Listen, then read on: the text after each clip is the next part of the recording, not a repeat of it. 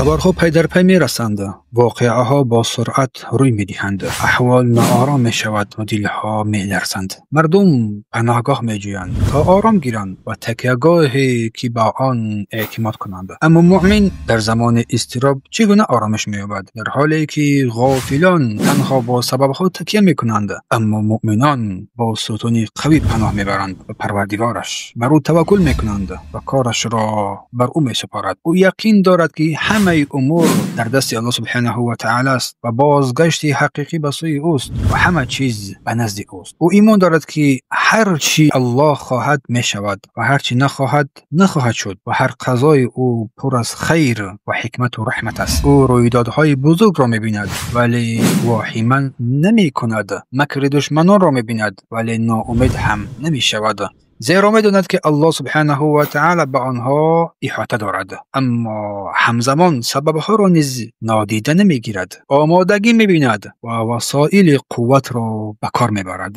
الله به کار خود غالب است ولی بیشتر مؤمنان نمی دانند.